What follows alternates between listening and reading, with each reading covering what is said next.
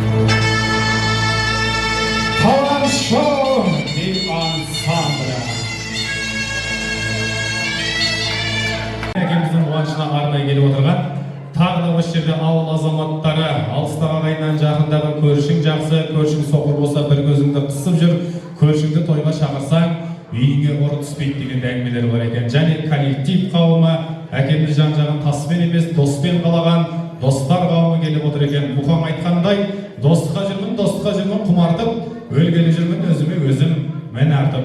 Жауыздың барып жанына уәзір болғаннан, достардың барып ауласында өлген мың артық деген екен. Ауыл азаматтарынан бастайын, Иза атамыз бастап, Әсия апамыз қоштап, Еркін Айкен, Тынышбай Гүлжанат, Қайнар Альбина, Бөрбай Гүлбану, Бектұрсын Гүлка, Нұрбол Нигара дейді, Берік Сәруар, Нұрболат Ұлжан, Ержан Нұржан, Ғалым Салтанат, Бексерік Жұмагүл Әнуар, Фарида Қайрат Алма, Тимур Мерует, Ерлан Нұргүл Қарлығаш, Ернат Айт Жамал, Бақытжан Бақытхан, Ермек Назгүл атты ауыл азаматтар, көршілер, коллективтер болса ақырын ортаға шыға беріңіздер. Достар қауым туын желбірет келіп отырған Сәбит пен Ардақ бастап, Нүкеш Гүлбану, Дәулетжан Естай Зәуре, Сәбитжан Мира, Жомарт Күлиза, Мәмедай Назгүл, Қуатбек Майгүл, Саят Құралай Еркін Гүлнәр, Сәния Света, Серікбай Роза Мақсат, әлі атты жанашырлар бар екен. Келіңіздер достар, көршілер, коллектив, ауыл азаматтары.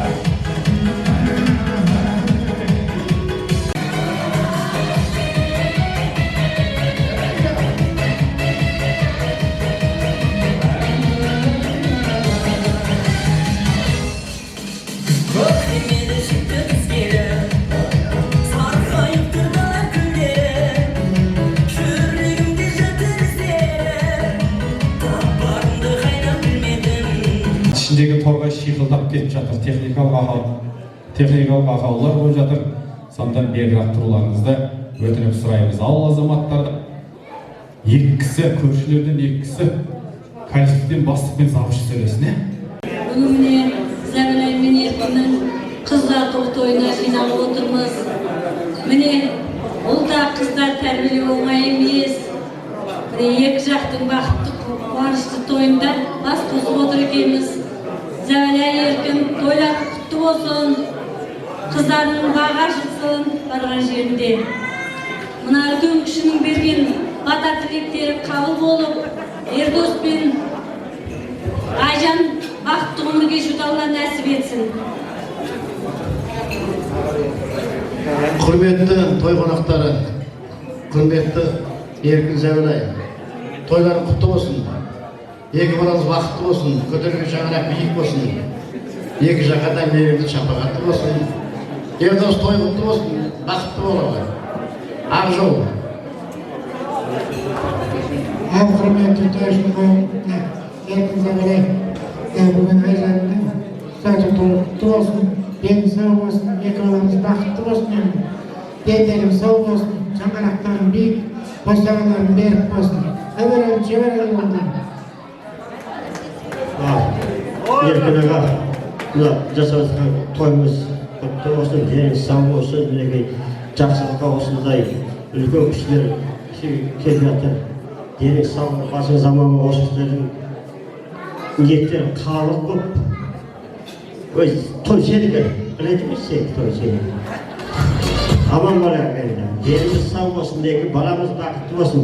Мен осы Құдай көрсетсе, балжанменен Айжанды тойда жүремін. Аман болайық, тойларыңыз құтты болсын, дендеріңіз сау болсын. Бұна келемізсе ұйықтамаймын. Аман болайық, дендеріңіз сау болсын. Аман болайық. Аман болайық. Ой, Иисус, спасибо.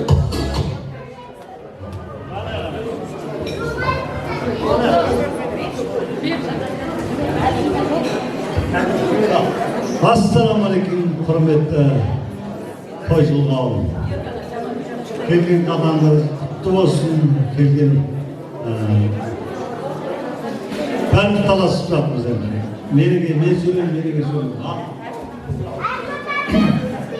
Ассалаумағалейкум, құрметті қауым. Келген қаламдарымыз құтты болсын. Бүгін енді құрметті құдалар, төрге шыққандарыңыз құтты болсын. Құдалығымыз 1000 жылдық, күйеу 100 жылдық болсын. Екі жасымыз бақытты болсын. Еркін Зәбілай, той-тойға жалғасын. Енді үйге келін келсін. Той-тойға жалғасып тек қана жақсылықта кездесек.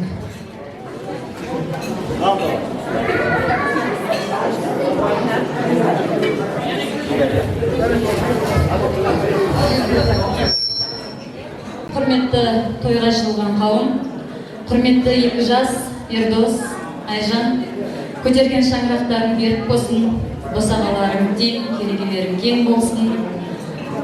Айтады ғой, Айжан, барған жеріңде тастай бітіп судайсың ғой. Екі жақты жалғап тұратын алтын көпір болыңыздар.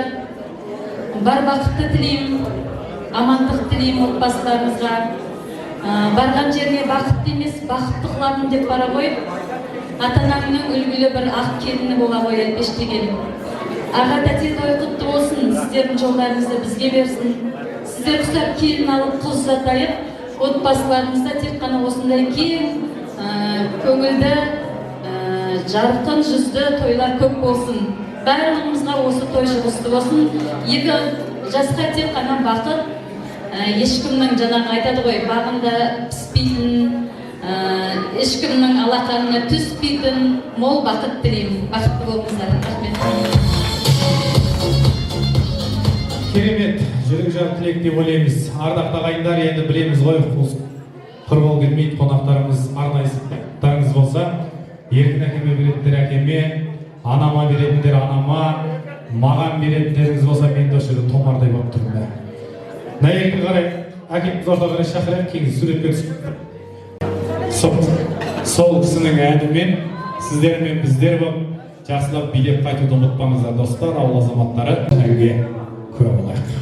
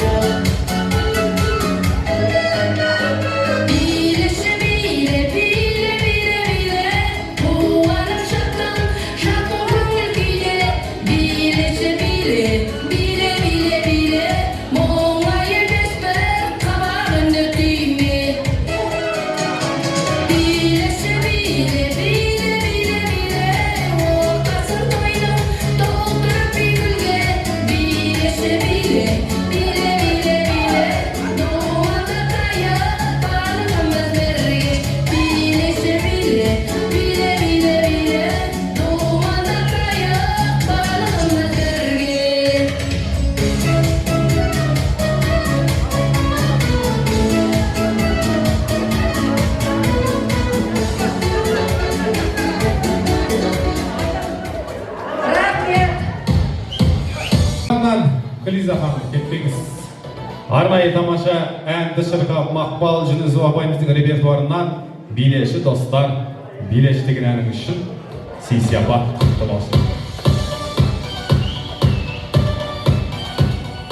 Ya, ән тыңдаған адамның тіршілігі жеңілдейді деген екен біздің қазақ. Тағы да бір әнге кезек берейік.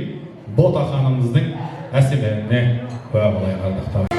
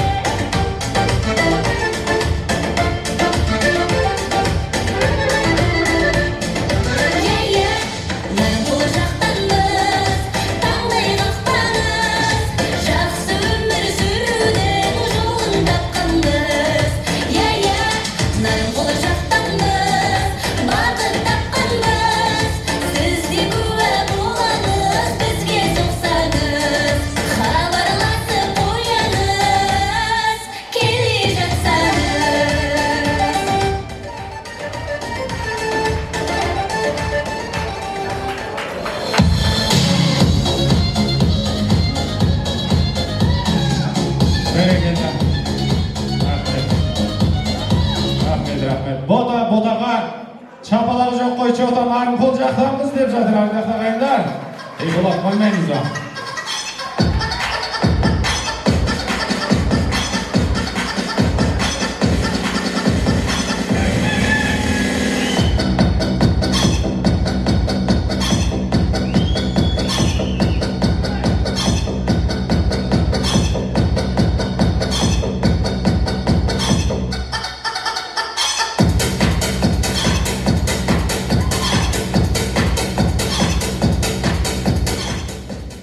Мыналар бара-бара азайып бара жатыр. Что-то.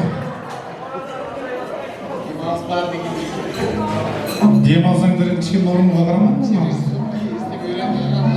Сәл ары тұрасың ба? Құлағыңа жаман демалып жатсың сен ше. Кел аға бауырым, кел аға. Жігіттерге шапалақ бар ма? Тойымызды көтеріп жатыр ардақты ағайындар. Мен енді қалжыңдап, әзілдеп айта беремін, қасымызда арулар бар екен, жастарға да көңіл бөліп қояқшы. Мынау бауырым саған, қасымыздағы арулар қалып бер. Мынау бауырым саған болсын. Бір шапалақ ұрып қойыңыздар, достар, жанашырлар. Қана қолымызды көтереміз, орында тұрып айқайламаймыз, залдан подсказка бермейміз. Кім подсказка беріп пысқырады, сол Нарынқол мен тегістіктің өсекшілігін атап береміз. Сондықтан мәдениет түрде қолдарыңызды көтеріп қана ортаға шығыңыздар. Ал, алғашқы ән, қай ән? Ағамыз көтер, тегіз, құдамыз келатыр.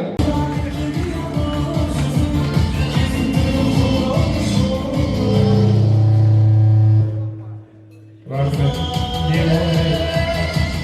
Құдай бері рахмет. Шапалақ бар ма? жақын аттыңыз. Аға, қандай? Ақсәуле. Әрине, өзіміздің өктем Алтайымыз деген керемет ән. Естіңіз бе бір шумақ? Ай, ай, ай, ай, ай, ай, ай, ай, ай, ай, Ақсәулем, мен де сенің жақсы әнің болайын. Ақсәулем, мен де сенің жақсы әнің болайын. Құдай келген жолдасыңыз бар ма? Видео қалды. Видео қалды ма? Үйге құралақан қайтпаңыз, пен апарыңызшы келіншегіңізге. Bir шапалақ ұрып қойыңыз, құда. Ақсәуле. Кел. Рахмет. Келесі. Қандай ән?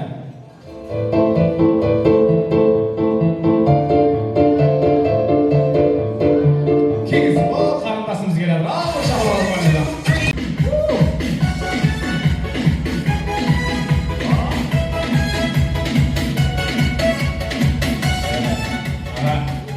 Айжанға кім болдыңыз? Құдаша. Өзім сәлем саласайын, Құдаша екен. Құдашалар шығады. Қандай? 30-дан асып барамын. Әрине, 30-дан асып барамын. Өзіміздің мұқағали адамымыздың сөзіне жазылған бір шумақ кеттік. Солайда солай.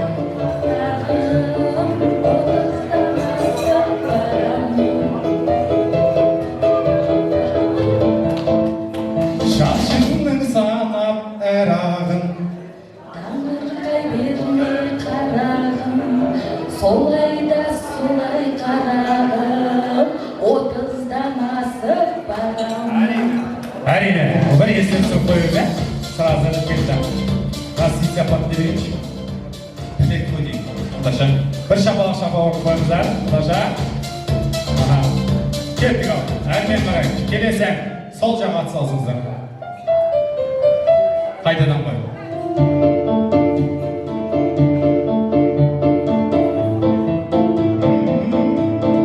Тегіз.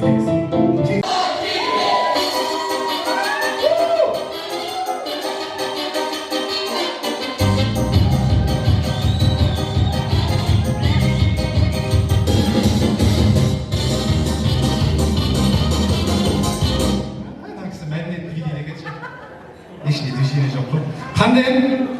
Бара алмадым қасына. Бара алмадым қасың әрине, иә? Қайрат Нұртастың әні еді ғой. Кеттік бір шумақ. Тұрады. Мына кісі колбаса жеп жатыр екен, жеп алсын. Жоқ. Тесін ойнап жатыр. Кеттік бір шумақ.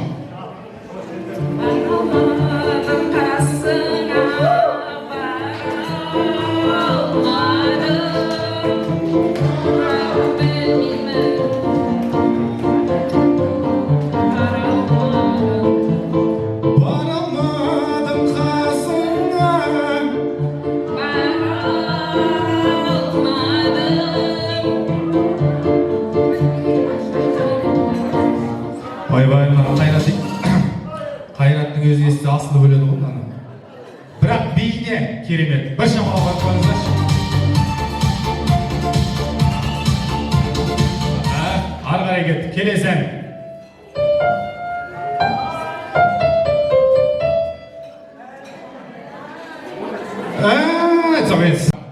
Қайтадан бір қойшы, Айбол.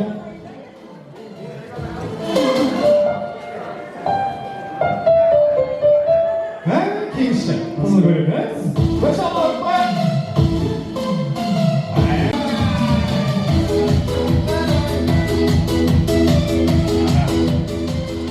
Керемет, қызыл көйлегіңізді бағана күшті тілек айтқан. Баяғыда бір ішіп аған бұл кіргенде бір жігіт айтып жатыр дейді, қызыл көйлектегі әйелдерді көрсем, испанский тұқа сияқты сүзгім келеді депті ғой. Көйлегіңіз құтты болсын. Қандай ән? Алтынай, алтынай, бәрі артта қалғанай, бүгін көрей болмайдай, арман туған ей алтынай. Қатты, билеп келді, айтты, толық шапалаққа лайықтысы.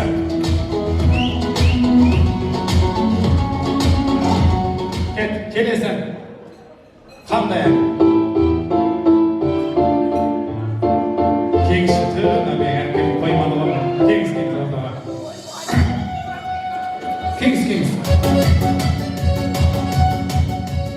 Nereden birden bilek bilgengişi, kısı değil ya. Qanday kesingişi? Qanday bo'ldi? Nurlan Abdullinning so'ng'baysi. Nurlan emas, Nurbolot Abdullinning, ya. Ket bir shumaq. Paragına ketebilirsin, tek. Qo'say. Doy qo'say, mana muzikant bo'lib, axirana bo'lib chiqarish beradi.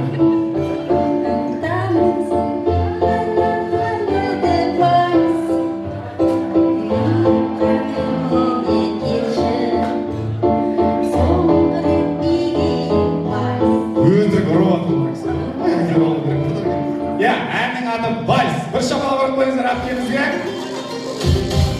Құдаларға берсем деймін да бұны. Білгеніңіз істеңіз, главный бен.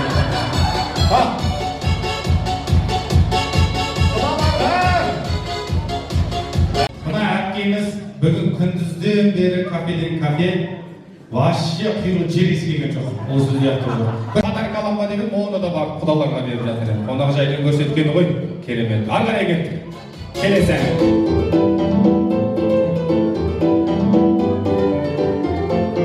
Кел, қарындас, жастарын шақырайыншы. Ал, қарындасымыз.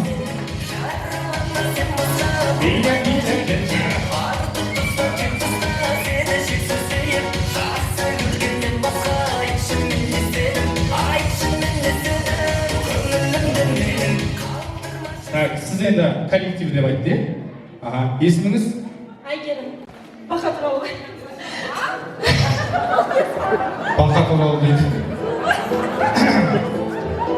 Так, сіз тұра беріңіз. Келесің бе бауырым көмектесіз бе? Кел. Келіңіз, Әйгерім кетпе. Кел. Hands up, hey, hands up, everybody, hands up, everybody, hands up. Енді коллективің айтады, бақа дейін ма, шаян дейін ма, бірдеңе айтады. Қандай ән? Достар менің молодой деген. Орыналардың бәрі мас болып кел ама. Отырды. Кел ама. Қарындасымызға, әкемізге бір шапалақ ұрып қойыңыздар. Қойсайшы, айбын өлтірдіңіз, айналайын. Есіміңіз? Фариза. Сіз кім болдыңыз? Айжан достар. Сыныптасы, класстасы, иә? Қандай ән? Достармен золотой міне, девочки из города Караганды қойылды ғой жаңа. Кел, тұр. Есіңде ме? Сен чатыспай басың, айбал. Девочки из города Караганды жасырылған. Қазір енді молодойды қойып жатыр да. Есіңізде ме осы ән бірі? Кімге? Айжанға арнап айтайықшы.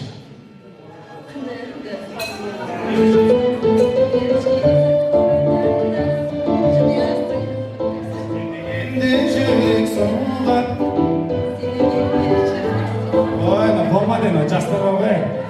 Неріп кет. Анлар тірілді, енді тірілді анлар. Бір шапалақ ұрып қойыңыздар класстасына. Сыйым сияпат болсын енді, құргенбесін.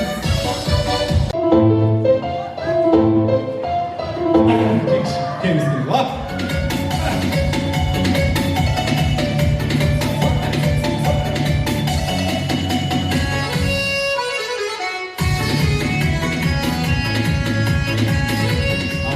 Сіз кім болдыңыз? Айжан жеңгесі. Жеңгесі, қандай ән? Сен қорқақсың. Мен ба, сіз ба? Нұрболат Абдуллиннің сен қорқақсың. Сөйтіп астан қысып айтсаңшы, әннің аты «Сен қорқақсың» орындайтын Нұрболат Абдуллин. Кет, бір шумақ. Сен қорқақсың, келе алмайсың, келе алмасаң, неге алдайсың? Алмасаң. Кетпеңіз. Кеш, жаңа қызға шанс берейін. Қаттырақ қос. Мен соқсын, қатты қос шай бол.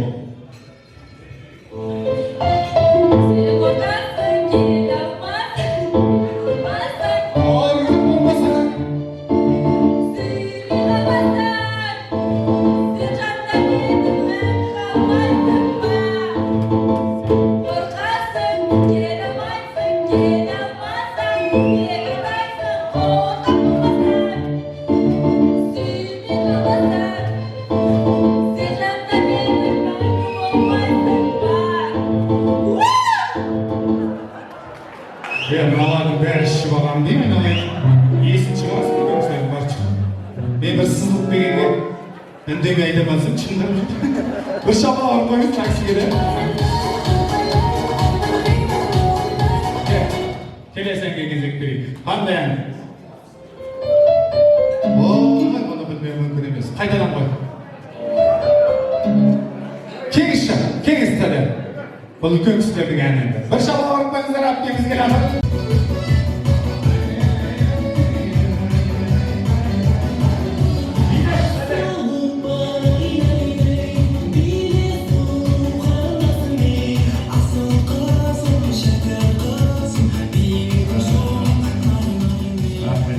Kim boldunuz? Herkes size özümüzün tuğuskan. Qanday? Panelden degi жұмыс қалдыңыз ба не? Қойып бересіңізші. Salqın samал baulaylar, Жазира, Расул гүлі мұрлик деген туған жерім. Ай, жер жетпеген сағел ауылым, кең өлген туған елім мұқтауым. Мынау менің әкем істелер осы. Ән айтып жатып әнін ұмытып қалады. Келе жатып әннің қандай екенін ұмытты. Бұл кісіге не берсін бе екен, дұрыс қой енді, бірақ ана апаларымыз да отыр ғой сізден үлкен. Bir шапалақ ұрып қойыңыз.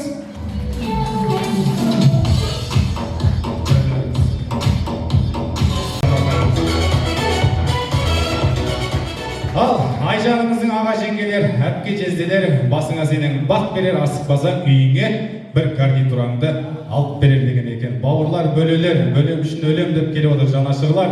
Бақыт Ақмарал, Ерлік Гүлзира, Ғабит Нұргүл, Асхат Назым, Өмірсерік Лаура, Фазыл, Жанаркүл, Индира, Дулат, Дана, Айдын, Айжан, Ардақ Самал, Айнара, Еркебұлан, Ерсанат, Ерсайын дейді. Айдын, Айдос, Айгерім, Айбол, Назгүл, Әрлен Ақмарал, Елеман Ақбота, Мәрлен, Жанерке, Дидар, Аружан, Орынбасар Ақбота, Диана, Арман, Баян, Мәулен, Нұржан, Айым, Санжар, Ақтөре, Ақтоты, Дамир, Даниял, Мақсат, Гүлдана дейді. Әрең оқып біттім ғой. Аға жеңгелер, әпке жезелер, бөлелер келіңдер ортаға. Бауырлар, барлар. Келіннен тойға, батырдың бойойға, өте қайда. Сені көру үшін мен алам үшін келемін тойға, бүгін тойға. Келіннен тойға, батырдың бойойға, өте қайда. Сені көру үшін мен алам үшін келемін тойға, бүгін тойға.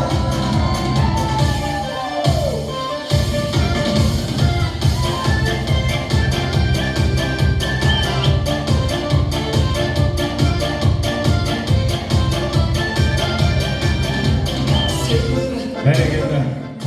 Әпке жезделер, аға жеңгелер, бауырлар, бөлелер деп жазылған екен. Мен қаншама кісінің атын оқыдым, что-то азбыз ғой. Қалып қалмады ма? Жарқын-ақ тұрыңыздар, кішкене ортаға қарай шықсаңыздар. Техникалық ақаулар болып жатыр, сезіп жатқан шығарсыздар. Достар, АТБ бүгінгі той құтты болсын. Жастарымыз бақытты болсын. Үйлеріңізде тек қана жақсылық, той бола берсін. Бағынан бері айтылып жатқан дұға тілектер Алланың қуана салынып, жастарымыз тек бақытты, ғұмырлы болсын. Әр семьяда тек қана осындай той бола берсін. Бар жақсылық тілеймін.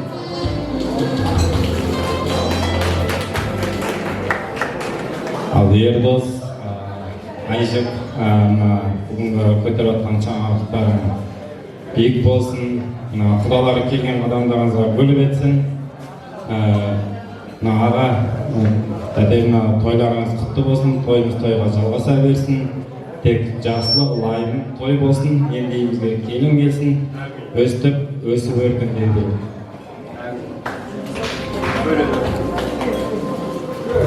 Аға тәте, тойыңыз құтты болсын. Айжан, күйеу тек қана бақытты болыңдар, ұстасқан қолдарын ажырамасын. Елейміз той-тойға аласың. Бұл жердегі көп кісілердің батасы қабыл болсын. Мен досымыз үйленіп, сол тойда өстіп қуанышпен басқасы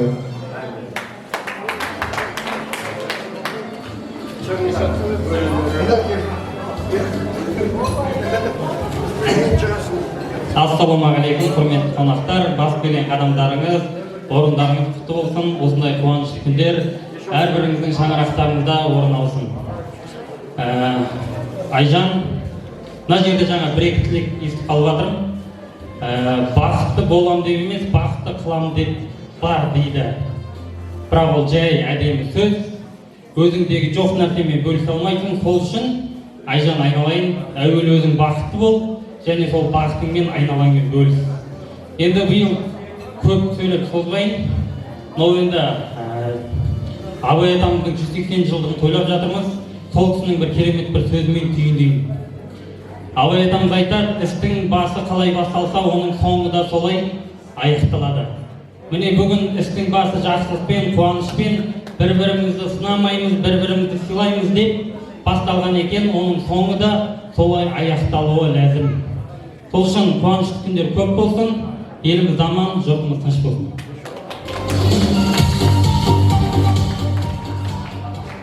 Армысыздар, құрметті қонақтар, қош келдіңіздер.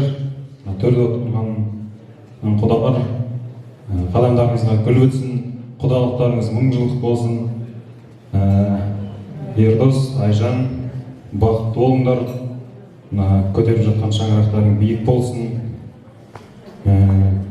Не деймін, Айжан қарындасым, барған жерінде бағың жасын, бақытты болыңдар.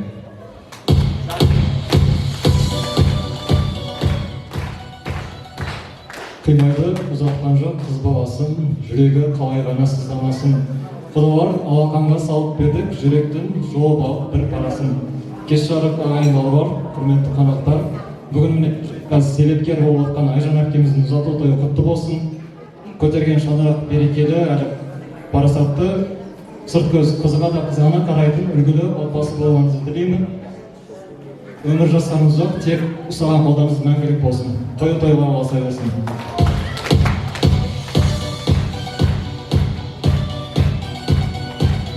Балалардың атынан гүл шоқтарын қарсы алыңыз әпкемізге. Қошемет ұрып қойыңыздар.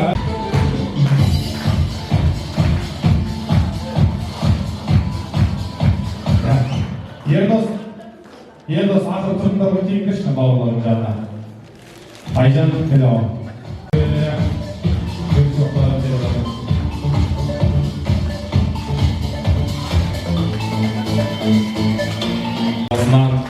Қиясына шайын деп отыр, осы жердегі жанашырлар, туысқандар, кішкентай қызымыздың шашбауын көтеріп келіп отыр қуанышқа.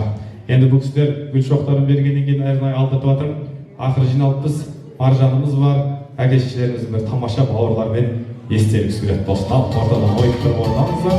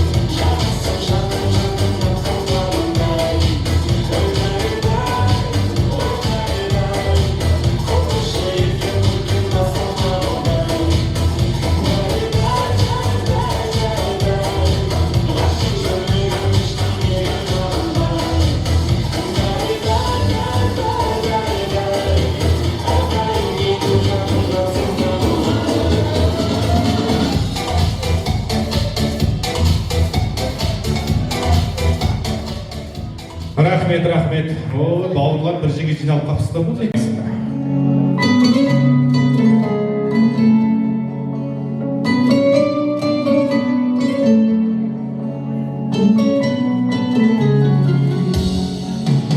Жанымның жыртып ақшы беремін, дертіме дауа тапшы демедім. Өзгеріп күліп өмір сүремде, өкініп тұрып жақсы көремін. Күлінген едің шуақтай маған, шөлдесем жаным бұлаққа айналам. Күйгенім қанша жылатса да, сүйгенім бірақ жылатпай қалам. Мен сені құшқан ұлтым қайда, оныңда ертең күні тумай ма? Ес-түссіз сүйген есеп жанымда, ұмыт дейсің бе? Ұмыту қайда?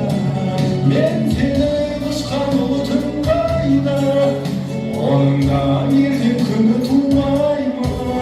Ес-түссіз сүйген есеп жанымда, ұмыт дейсің бе?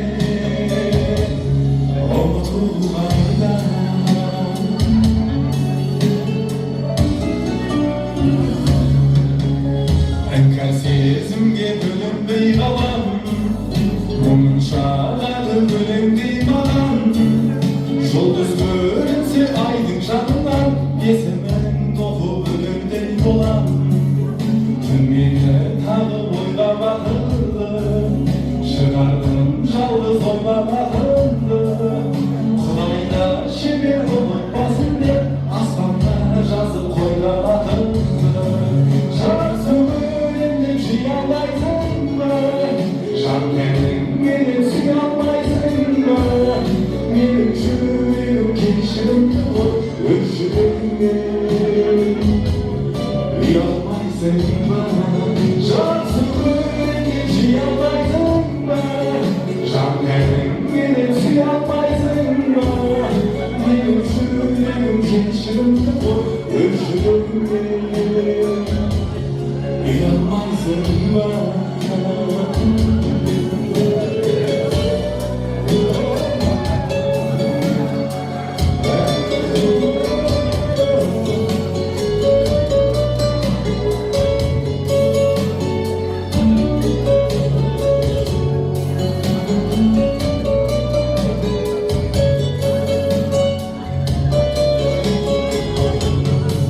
Жақсы көрем деп жия алмайсың ба? Жан тәнің менен сүйе алмайсың ба? Менің жүрегім кешірімді ғой, өз жүрегіңнен ұялмайсың ба? Жақсы көрем деп жия алмайсың ба? Жан тәнің менен сүйе алмайсың ба? Менің жүрегім кешірімді ғой, өз жүрегіңнен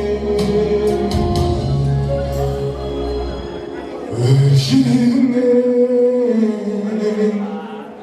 ұялмайсың ба?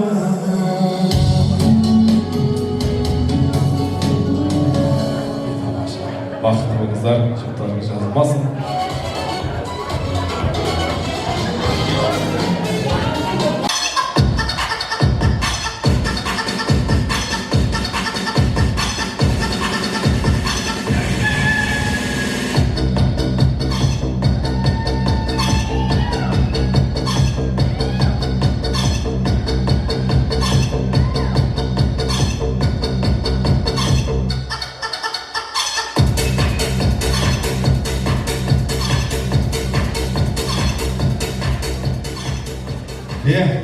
Біреу оралыпты, байқадыңыздар ма? Келіпті. Бұл бауырым сияпат алмады. Аша бауырым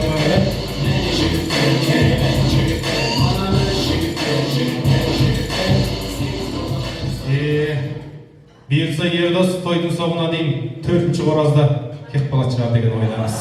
4 көзіміз түгел жиналсақ, жақсылап тұрып қызымызды шығарып салатын шығар деген ойдамыз. Тамаша. Ал, міне санаулы ғана сияпаттарын қапты. Қалып қалмасын, ешкім құралаған қайтпауға шамамыз жеткенше тырысып жатырмыз. Енді біздің Албан елінің қуанышы болып жатыр ғой. Құдаларымызда Албан еген, ішінде биеге еген, біздің енді шүйкелерімен екі елдің арасында алтын көпір салынып жатыр. Осы біздің Албан елінен өсіп өнген батырларымыз бен ақындарымыз да жеткілікті. Сырт жақта өзіміздің патша көкеде таға беделді кісілеріміз бар. Сол кісілердің қазір дауысын жасыратын болып, тапқан кісілерге әрине сый-сияпатты табыстайтын боламын. Алғашқы дауысты жасырып қояйық, енді бұны білмейтін ел жоқ шығар деп ойлаймыз. Егер біз қазақ халқы сіздер бастау. Кеңіз, тәте кеңіз.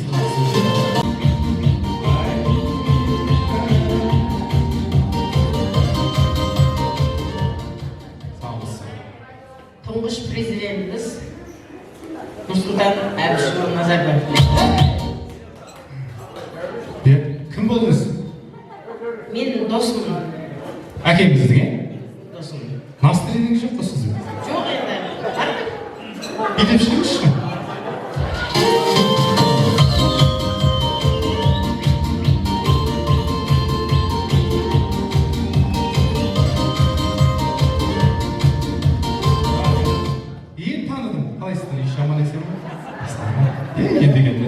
Тұңғыш патшамыз әрине тәуелсіздік алғаннан кейін Нұрсұлтан Әбішұлы Назарбаевтың дауысы бір шапалақ қойды. Бәрекелді. Келесі лауазымды кісілердің. Менің атым Қожа дейтін, өзі жазушы Азизат Көбізов, соның ішінде бір жазушының аталғанда қоса.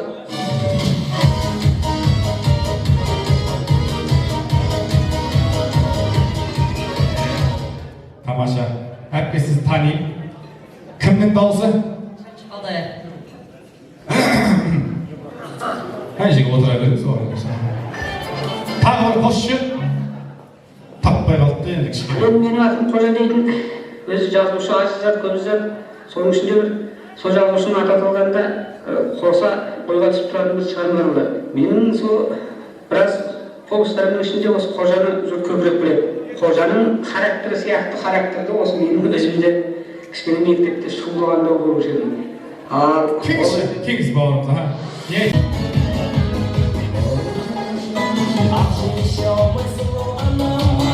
Ахмет, құдаларының атынан келіп отырсыз, кімнің дауысы? Өзіміздің Нарқол ауылының жазушысы, балалар жазушысы, менің атым Қожа. Балалар кітабының авторы Бердібек Соқпақбаев деп ойлаймын.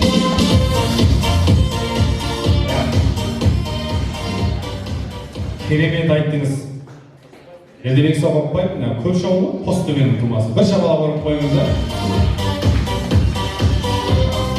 Менің атым Қожа деген легендарный кино ғой. Екіншісін шығарып көрдіңіздер ме? Енді жамандағанымыз емес, бірақ бұрынғыдай болмайтын сияқты бәрі бір.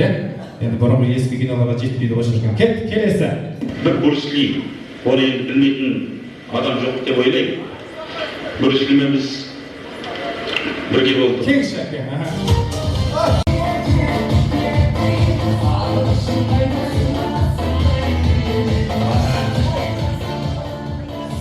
Сіз кім болдыңыз? Нағашы жеңгесі Мұқажан. Нағашы жеңгесі. Кім бізде тұлға? Мұқағали Мақатаев. Кеңіз аға, кеңіз. Басарған басын жаймаса беріп. Сіз кім болдыңыз аға? Әкесі болған.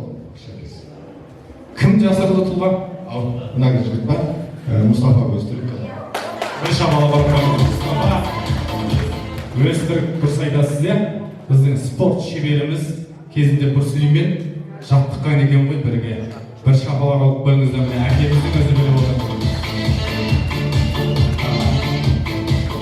Келесі. Асан құдіретті нәрсе бар. Содан біз айырылған күні жерден де айырыламыз, елден де айырыламыз, тұрмыстан да айырыламыз, бәрін де ол тіл. Сондықтан да біз мына тілді сақтау арқылы жанымызды сақтаймыз, қанымызды сақтаймыз. Жақсы керек.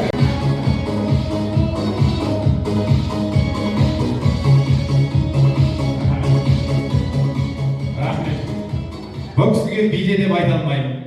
Өзі ақсап келе тұрып байқадыңыздар ғой, денсаулыққа байланысты кешірім бар. Сіз кім болдыңыз? Мен Айжанның жеңгесімін. Бәрекелді. Кім тұлға жасырылған?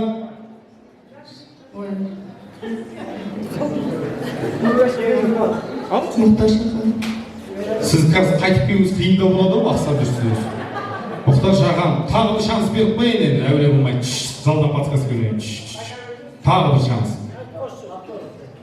Мақпал дейді, қайсысы? Ер адамның дауысы ғой. Жоқ, болады. Кеш ана, кеңіз. Кеңіз, ана кісі. Кеңіз. Сіз асықпай аман есен жеді барыңыз.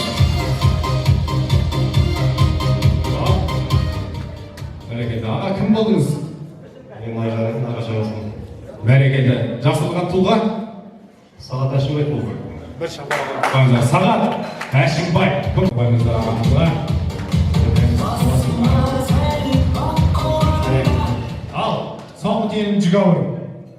Соңғы сияпатты кім алады? Үстін көйін қалай генералдар Бұлай шығар.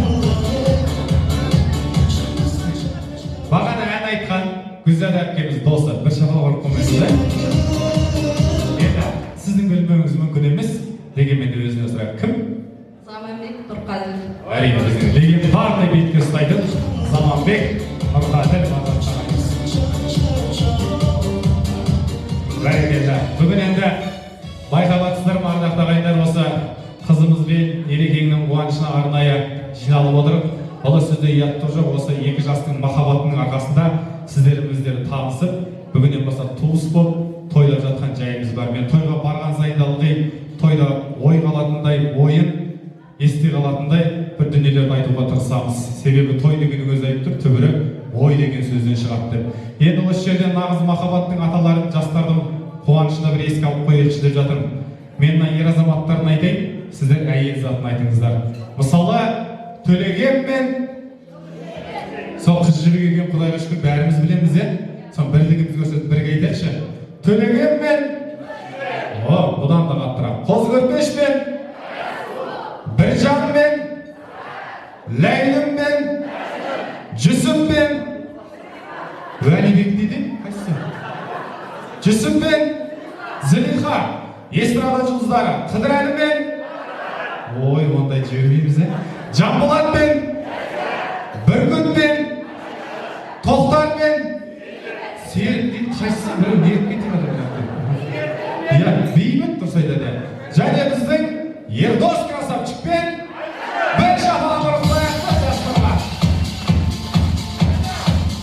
Мен мақтанады Қытай қорғанымен, мақтанады Индия киносымен, Грузия киносымен, Англия кемесімен, Германия түзу жолымен, ақш доллармен мақтанады екен. Олар мақтануды біледі, біз сияқты майда мемлекеттерді қарап, ештеңесі жоқ деп күледі екен. Апа, естіп жатсыз ба? Бірақ шын мәнісінде алып қарайтын болсақ, Ресейдің қалың орманы шырайлы шығысымның ағашында жатыр. ақшты асыраған мұнай қазағымыздың кең даласында жатыр. Грузияның киносы түк емес, әлемдегі ең әдемі сусындардың бірі әжеміздің сапырған қымызының сабасында жатыр. Мына Индияның табылатын сиырдың өзі біздің осы Нарынқолдар Сәрсенбайдың қорасында жатыр екен ғой. Германияның түзу түк емес, әлемдегі ең әдемі жолдардың бірі Қарағанды мен Астананың арасында жатыр.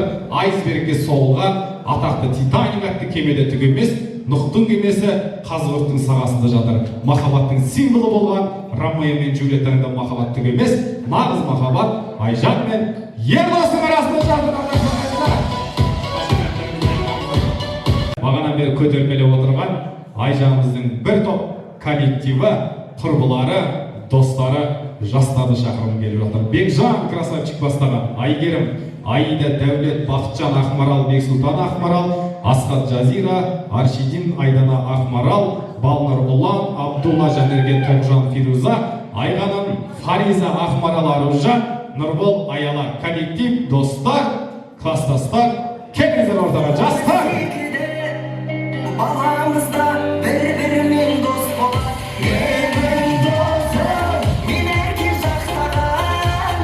Менің досым, мен өзіңмен мақтанам. Достығымның биік қылға толығын.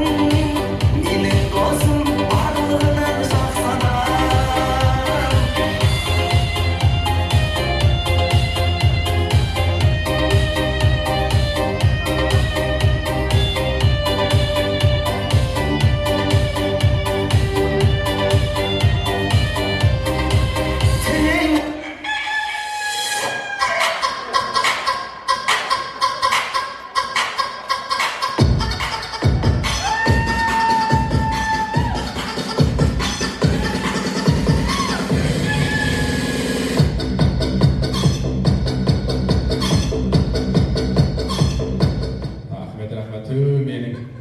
Айжанымыздың әткен бораздар мықты. Кемес. Тек ақтасаңыздар болады. Сәлемға қарай тұрсаңыздар. Мен енді рұқсат етсеңіздер ұл жолдасы құттықтасам бастап келейін. Той жиылған, тойларымыз тойған болсын.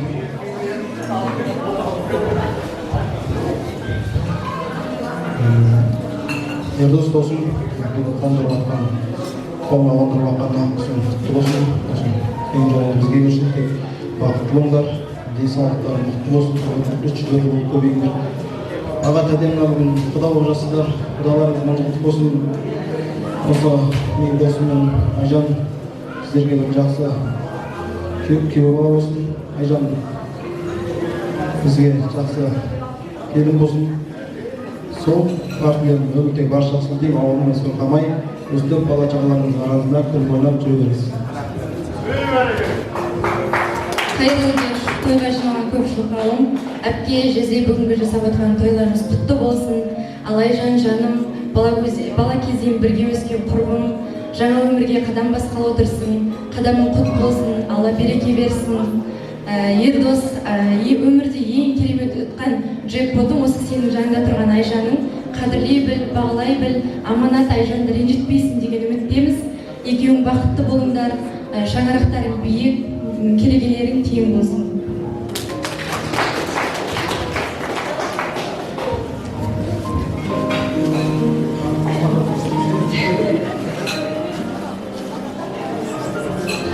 Қайырлы кеш, тойшыл қауым, құрметті қонақтар. Міне біз кеше ғана Айшкемен асыр салып бірге өскен ек. Неке енді сол Айшкені ұзатып отырмыз. Айшке қадамың құтты болсын, саған тек қана бақытты тілейміз. Айшке ата-анасының, бауырларының еркелеп өскен, аялап өсірген қызы, біздің де сыныбымыздың ең ерке қызы болатын, қылықты қыз болатын. Міне осы қылықты, мінезді, еркелігі әлі бойынан кетпесін, Айшкені аялап ұстайсыз деп сенеміз. Және сіздердің сезім биігінде кездескен және мақсат биігінде кездескен жұптардың қатарынан боласыздар деп сенеміз. Сіздерді құрметтейміз, жақсы көреміз, бақытты болыңыздар. Қайырлы кеш, той сер қазағым. Айшке, құрбым, Ердос, бақытты болыңдар. Сендерге әлемдегі бар жақсылықты тіледім. Ұстаған қолдарың ешқашан ажырамасын. Махаббаттарың қазір қандай? Кейін 50 жылдан кейін де, 60 жылдан кейін де сондай болсын. Екі адам болып бастап жатқан отбасылар үлкен бір әулетке ұласын. Біздің Айжанымызды жылатпа. Алып отқан жан-жарын әуелі Алланың, одан кейін саған бауырынан зор алып беріп тұрған ата-анасының аманатына қиянат жасама. Бақташы қандай болса, оның бағы сондай болады. Біз саған сенеміз, Айшкемізді құлпыртып, үлкен бір әдемі баққа айналдырады деп. Біздің қызымызды ренжітпе. Баршаларыңызға ассалаумағалейкум. Аға тәте, тойларыңыз құтты болсын. Айжан, Ердос, бүгінгі көтеріп жатқан шаңырақтарың биік болсын, бақытты болыңдар, өмірлі шүбірлі болыңдар. Ердос, Айжан бастасын, өте керемет қыз ғой. Айжан, сен Ердос текті жерден қыз алып отырсың. Айжанды бағалай біл, бақытты болыңдар. Сендерге тек бақыт тілеймін. Қайырлы кеш, Еркінға, Забирге күнгі жасап жатқан тойларыңыз құтты болсын. Айшке жаным, бүгінгі ұядан шыққан күнім, мен құттықтаймын. Саған бар жақсылықты тілеймін екеуіне. Алла тағалам екеуінің жұптарыңды жазбасын. Денсаулық берейін бастысы, ауырмаңдар. Осы Еркін аға мен Забирдің ерке қызы болды. Енді үлкен өмірге аяқ бастың. Саған ақ жол тілеймін. Сені жақсы көремін.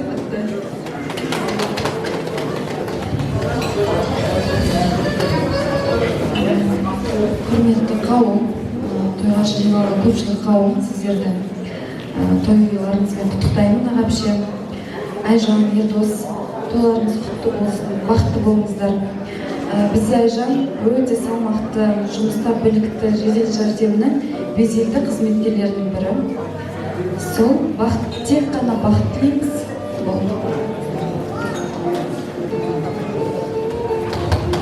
Айжан, бәріміздің атынан саған бақыт тілейміз. өстіп қоп жүре бер. Не дейміз енді, жұмыста алға баса бер. Барлығы алда болсын. Біз сенімен біргеміз ғой. Осы келіп отырған коллектив. Коллективтің атынан саған газ.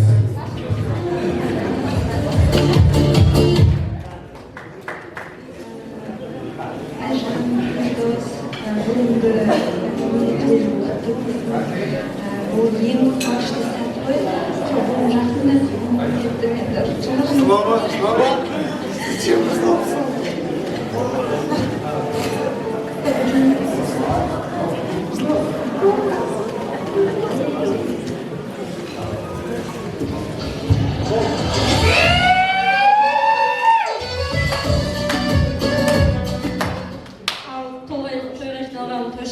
барлықтарыңызға сәлеметсіздер ме? Барлықтарыңызды көргенімізге қуаныштымыз, танысқанымызға қуаныштымыз.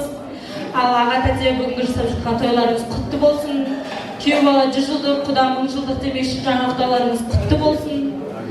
Ал Айжок, Ердос, бүгінгі қосақ құдай жаңа өмірге қадам басқан күндеріңіз құтты болсын. Бар болыңыздар, бай болыңыздар, аман болыңыздар. Көтерген шаңырақтарыңыз биік, керегелеріңіз кең. Үйлеріңіздің іші жанға, сырты малға толсын.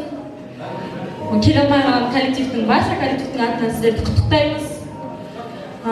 Тек қана жақсылықтар жүздесейік, барлықтарыңызбен танысқанымызға қуаныштымыз. Бақытты болыңыздар. Сол, тек қана жақсылықтар жүздесейік, барлықтарыңызбен танысқанымызға қуаныштымыз.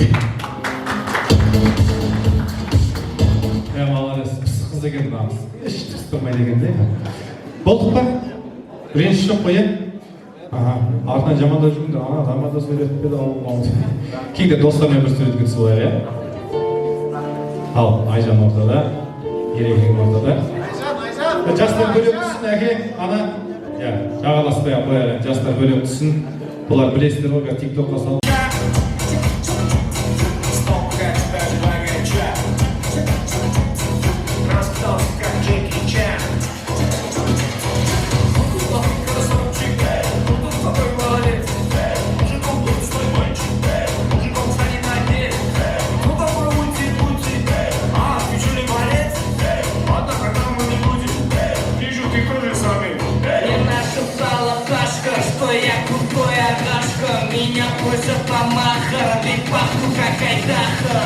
Меня зовут Бекзат, но все зовут меня.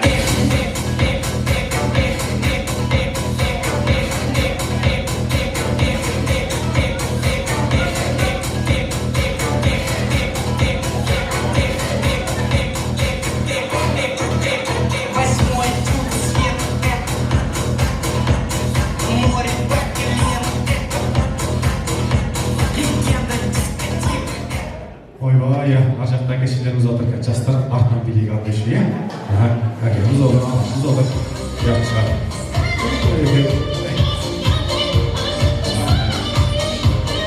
Тамаша, ал ардақты ағайындар еді, сармайдай сақтып отқан той иелеріміз бар, артынан үкісін тағып, қызымызды арнайы табыстайтын боламыз құдаларға. Әзірше біздің бабалардан балаларға мирас болып кетқан дүниеміз той бастар екен барына ұмытпаңыздар. Той бастарды арымдап, тойдың соңы емес, басы болсын, тойымыз тойға жалғасын деген ниетпен арнайы соңына тамам тартып етіп жатамыз. Жақсылап айтар болса, жай жапсарда сөз айтылып бірталай ой тасталды. Осы той баршаңызға жұғысты боп, деп тартайық ортаға той басталды.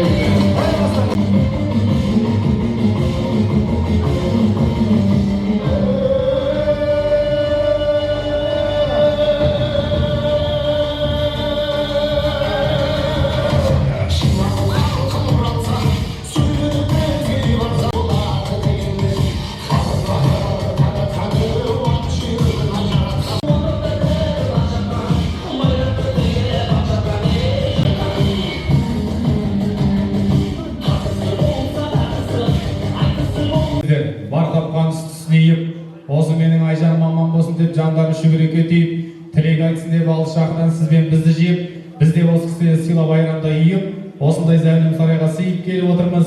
Қазақтың киелі ғой топырағы, әрқашан тоймен думан атырабы, қонағына қолындағын барын жайып, өздері қалған жеп отырады дейді. Еркін әкеміз бен Забира анамыз бар, және ұл қыздарымен, келіндермен ортаға арнайы шақырайық.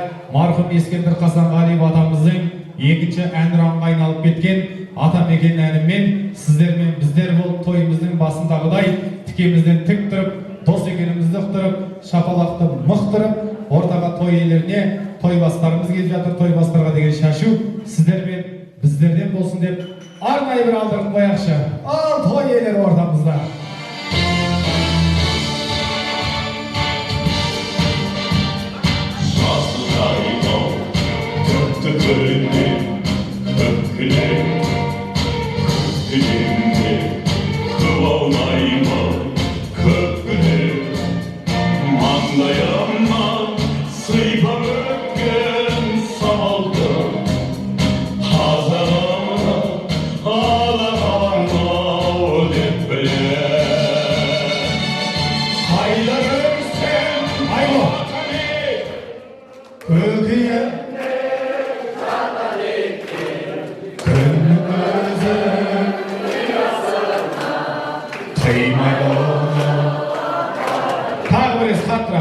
Қайда жүрсем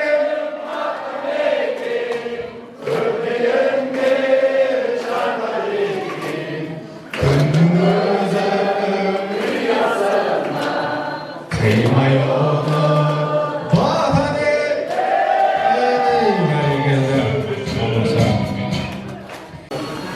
Баршаларыңызға қайырлы кеш. Бізді сыйлап, отбасымызды сыйлап, екі жақсы сыйлап келіп отырған барша жақындарымызға, қонақтарға алғысымды білдіргім келеді. Әпке жезде ғұмырларыңыздың жарқын шақтары мен бақытты сәттері көп болсын. Айжаным, сен менің жанымсың. Қызы бала отбасының гүлі болса, сен біздің сыйлы бақшамыз бола білдің. Жезде Айжанды аялап, баптап, бағалай білсеңіз, ол сіздің отбасыңыздың бақытқа толы бақшасы болмақ. Айжан екеуміз бірге егіз қоздай біргестік, сонда да ол үнемі әпкенің қамқорлығын ешқашан аямаған. Менің әрбір жетістігімнің артында Айжан тұрады. Қазақта жақсы сөз бар ғой, бағалай білмегенге бақ қонбайды деп. Жездеге Айжаным сіздің басыңызға ауаға қонған бағыңыз, бағыңызды бағалай біліңіз, мәңгілік бағыңыз, аманатқа қиянат жасамаңыз. Бір-бірлеріңіздің разылықтарыңыз алған қайырлы жұптардың қатарынан болыңыздар. Бір үйден туған, ол қызды талай өсірген, ұзайсың қалқан, кетесің енді сен бізден. Толқытып түгел ағайын туыс бауырды, иіліп төсін анамның ақ сүт емізген. Иіліп төсін анамның ақ сүт емізген. Әппақсың жаным, ақ емес сенен тіпті қар, ақ ниетіңмен ақ босағанды аттап бар. Сен өскен жерде береке болған, бақ болған, барған жеріне қуаныш боп бар, құт боп бар.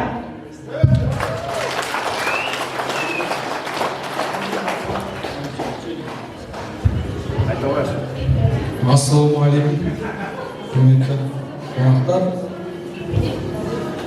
Ал Айжан, балдыз, не дейміз, бақытты бол. Айжан енді көбінесе 11 бітіргеннен кейін біздің үйде болды. Біздің бала шаға осы Айжан, Балжанның арқасында өсті. Әлі айтып жүреді, айкөт етеді. Тек бақытты болыңдар. Алдыңғы аға жеңге, әпке шешелерің жолын берсін. Үлгілі бір семья болыңдар. Жамандықтарын жасырып, жақсылықтарын асырып, тек бірге қол ұстасып, мәңгілік бір жастықта қартайыңдар. Тек жақсылық болсын осы үйде. Не дейміз басқа? Қуаныш той, әрдайым тек жақсылыққа жинала беру.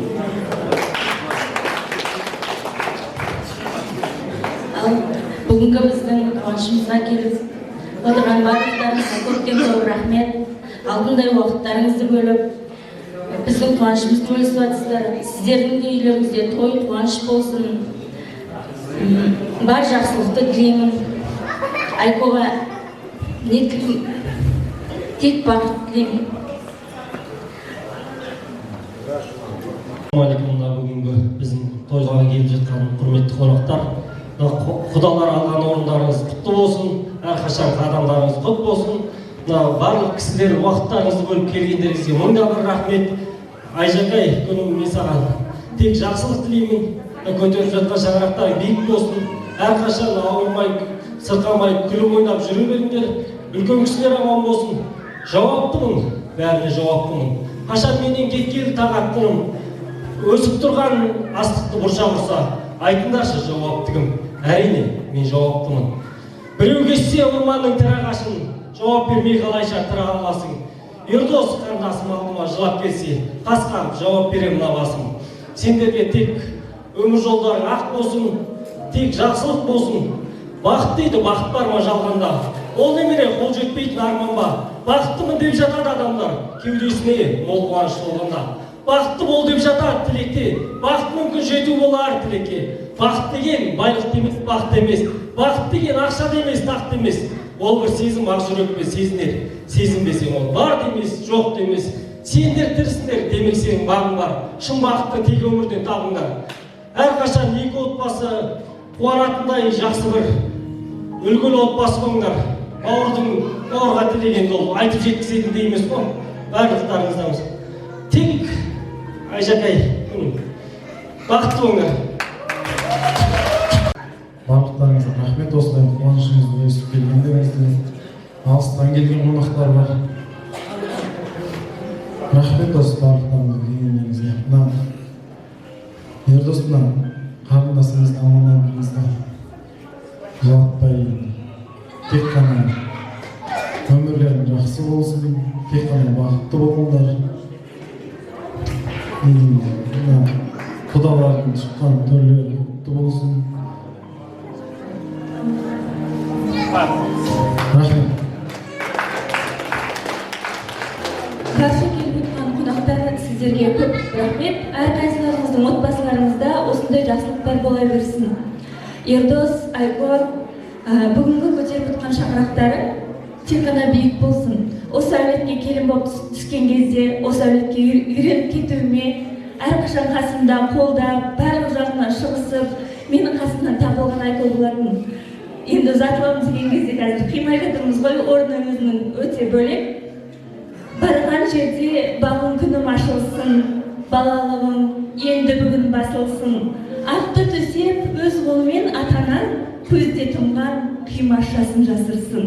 Өз еліңнің пәк сенімін ақтай біл, барған жерде өз дәстүрін сақтай біл. Не айтса да сол жұртыңа сіңісіп, сүйеу болар, күйеуін жаттай біл. Ақ періштем, жалтақтама артыңа, қыз тілеуі жақын болар халқына. Барған жерде басыңды еп сәлем сал, адал жұрттың жолсыншы далқына. Қош періштем, сергіңмен келіп тұр, іздеушің бар, оған жаным сеніп тұр. Келсе елге сыңарымен келсін деп, ата-анам ақ батасын беріп тұр. Қарайлама, сен өзгенің бағысың, жиі соқсын, жүректегі қағысың. Отына кір, күліне шық, ерінбе, кімнің қызы екеніңді танысың. Шын бақыттың құшағында тұншығып, әрбір жүрген іздеріңнен гүл шығып, барған жерге ұрпақ сыйла ана бол, шаңырақтың мәңгілікке бір құрып. Қош аман бол, еркелеген асылым.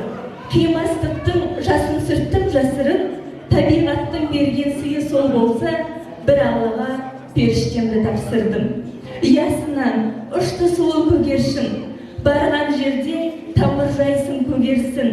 Сағынғанда ата-ана бауырды, сыңарымен қол ұстасып келерсін. Айгүл, біз сыйған әрқашан есігіміз ашық. Біз сені сағынамыз, қимаймыз, тек қана бақытты болыңдар.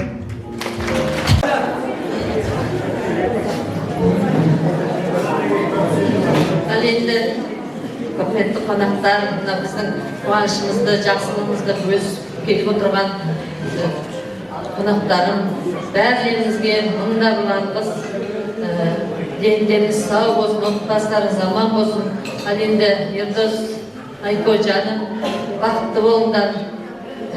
Бағанадан бері осы үлкен кісілер көптің тілектері қабыл болсын дендені сау болып үлкен бір үлгілі шаңырақ болыңдар, ата-аналарыңды сыйлаңдар. Бізді қалай сыйласаң айко, ата-аналарыңды, үлкеншілерді солай сыйла.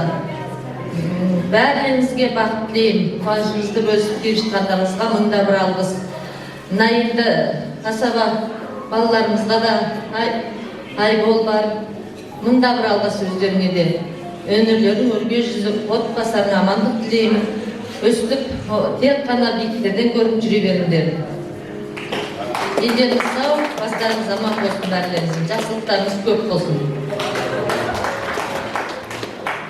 Құрметті, мына бүгін біз екі баламызға дастархан жайып едік. Біздің қуанышымызға ортақтасып келіп жатқан алыстан жақыннан үлкен кіші бар. Барлықтарыңызға көп рахмет, мың алғыс. Осы одан кейін мынау осы құдалық басталғалы бері не бір жақсы тілектер, не бір жақсылық бүгінде міне жақсы тілектер баталарды айтып жатыр. Соның бәрі бір Алланың құлағына жабылып періште әмин деп осы екі баламызға жауызды болса екен. Сіздерге көп рахмет, мың алғыс. Одан кейін мына жаңа құдаларымыз, құда мың жылдық дейді ғой. Күйеу баламыз 100 жылдық болсын. Алған төрлеріңіз, орындарыңыз төрден болсын. Гүл бүтсін. Екі жақ мейлі шапағатты болайық.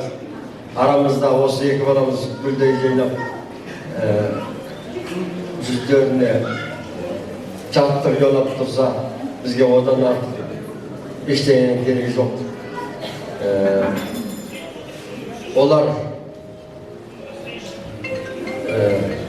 осындай тек қана қабақтарына кірбің кірмей тұрса, біздің ішкен қара суымызда, қара шайымызда, мен ойлаймын, балдай бар судай сіңетін шығар. Енді алдыңға құда жекжаттарыма қыз ұзатып, келін алғанымыз, солардың жолын берсін. Міне 10 жылдан асты, ешқандай рахмет сол құдалар жекжаттарыма. Сол кісілердің жолын берсін. Одан кейін мына келін алмаған, қыз ұзатпаған кісілер жұғысты болсын. Мына жастар келіп жатыр, бір бастары екеу болсын. Мына жастар отыр, одан кейін сонау алыстан коллективі келіп жатыр, ұжымдастары, класстастары, достары келіп отыр. Бәріне рахмет, жұғысты болсын. Осы тойхананың ұжымына рахмет. Одан кейін мына бір жағымызға шығып жатқан мына Асаба, Асқар, Айбол, қыздарымыз бар, бәріне көп рахмет. Осы тойдың өтуіне бір-екі адамның қолынан не келеді? Көпшілікке осы ағайын туысқа, көрші қолаң, бәрін жеке-жеке атап айтпай-ақ қойын. Мыңда бір алғыс. Біреудің жақсылығын бөліссең өзіңе жұғысты болып келеді дейді ғой. Берілген бата, жақсы тілектердің бәрі қабыл болып, осы екі баламызға жұғысты болсын. Айжакайым күнім, өскен, үлкен әулеттен, сондай әулетке, үлкен әулетке келін болып бара жатқан күнім. Бақытты болыңдар. Сен де сол үйдің келіні болсаң да қызындай бол. Ердосым балам, осы Асқаттындай бол. Менің де бір күйеу балам болсаң да ұлымдай бол. Сонда ғана біз құда жекжаттармен жүзіміз жақын болады. Бақытты бол күнім. Мынау бұл жүзде бәріңіз білесіздер. Бөлтік шешен осындай қызын ұзатып, құдаларды ұзатып той жасап, қызын ұзатып, құдаларды енді аттандыратын кезде қызым, саған екі сұрағым бар деген. Қызы да ақылды, шешем қыз екен. Ойыңыз әке сұрағыңызды депті. Сол кезде бөлтір шешен айтқан екен. Қызым, мына төркініңнен не алып кетіп бара жатсың депті. барған өз елімнен дейді, қыздың барған жері өз ел екен, сол елден сіздер батамен алысқан алып келем депті. Сондай болып күнім, Айжакайым, барған жеріңде бақытты бола ғой күнім.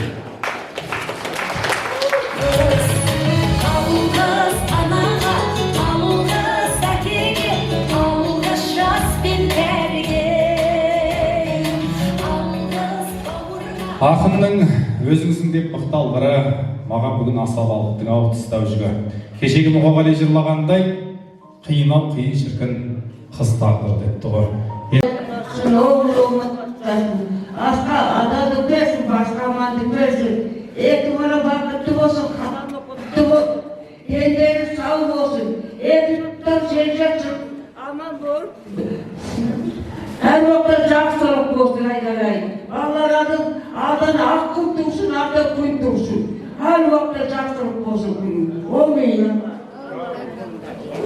Дайындай берсеңіздер де болады әпкелер. Ол бас жақтан бастап.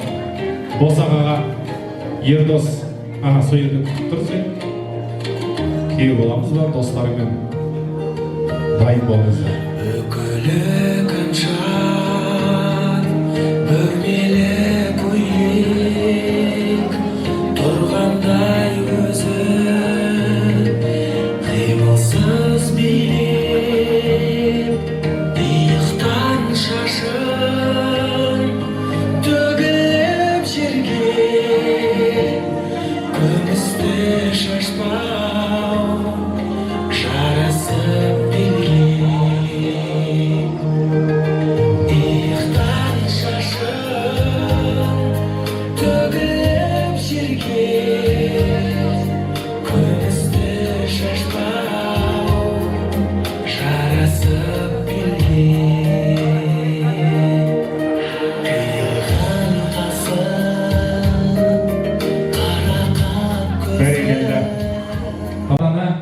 еркін әкенің өзі берсін деп шешіп отырмын. Себебі бір әкенің тәрбиесін жүзбектеп бере алмайды дейді. Еркін әкеміз осында болса, келіңіз әке, өзіңіз арнайы батаңызды беріңіз. Сіз сияқты туған әкесі болғаннан кейін шынайы бата беретін жандар ортамызда сирек шығар. Құдайымыз орнасын, құтқарымыз боласын. Екі балаға бақытты ұзақ ғұмыр берсін, жақсылықтың төніп берсін. Бағдәулет орнасын бастарына, қызы елдің бастарына. Малды болсын, жалды болсын, темір руларының алды болсын. Көтерген шаңырақтары биік болсын, керегелері кең, босағалары берік болсын. Терезесі тең болсын. Бақытты болсын. Ештеңе жоқ, қуанышта қол алып жатамыз. Болмас елдің әулеті, баладамның бау беті, Ердос Абдулламен арта берсін дәулеті, Айжан атты қыздарыңызбен келе берсін сәулеті, тойларыңыз той боласын. Оған әулеті деп бір шапалақ ұрып қойыңыздар. Берекесі болсын, босағада ақырын күтіп тұрсам боламыз ба? Жан-жағыңды Алла берсін.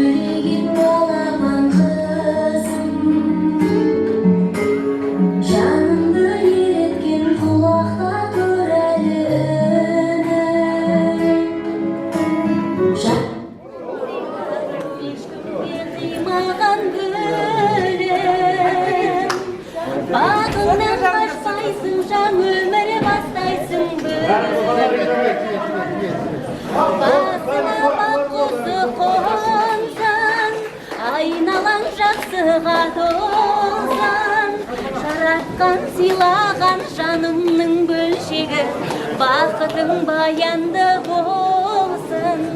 Жанымды қимасы қинай, сыздайды ішіме семай. Қош енді қошаман жар болсын жасаған, қолымды бұлғаймын қимай.